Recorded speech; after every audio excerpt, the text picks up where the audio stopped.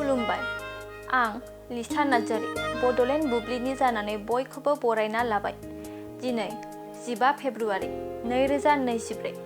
नोंथांमोननो बड'लेण्ड बुब्लिया दिनैनि साना मा मानि थाखाय मिथिजायो एबा दिनैनि सानाव मा मा हाबाफारि फालिनाय जायो नोंथांमोननो फारि फारि बड'लेण्ड बुब्लिया फोरमायगोन।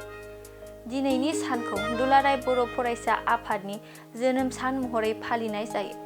1967 मायथाइनि 15 फेब्रुआरियाव दुलाराय बर' फरायसा आफादा जोनोम मोनदोंमोन आरो दिनैनि सानावनो राधा कृष्ण चौधुरीनि जोनोम सान महरैबो फालिनाय जायो।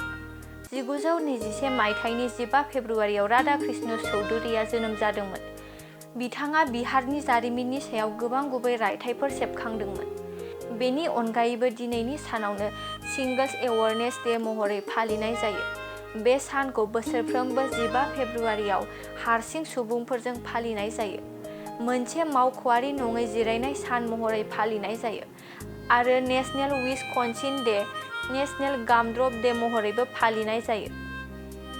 नोंथांमोननो बड'लेण्ड बुब्लिया दिनैनि सानाव मा मा हाबाफारिजों मिथिजायो आरो मा मा हाबाफारिखौ फालिनाय जायो फोरमायबाय। गोजोन्थों। क'क्राझार नोगोरनि आर.एन.बी लामाजों थांनाय बागानसालि वार्ड नम्बर 8 आव रायजो राजाफोरनि गोग्गो देहा लाखिनो थाखाय सानजोरां इन्टारप्राइजआ गोदानै जेनेसा वेलनेस प्राइभेट लिमिटेड बेखेवदों।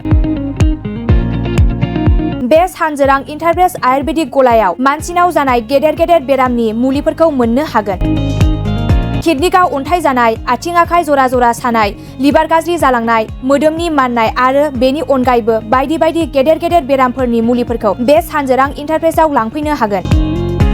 सानजोरां इन्टारप्राइजआव गासै बेरामनि मुलिफोरखौ हलसेल राङावनो लांनो हागोन। सानजोरां इन्टारप्राइज बिगोमाया फोरमायबावनाय बायदिब्ला नैबे 9954157149 जानबुं नाम्बारनि गेजेरजों नोंथांनि गोनांथि जानाय मुलिफोरखौ सुलाद लानो हागोन।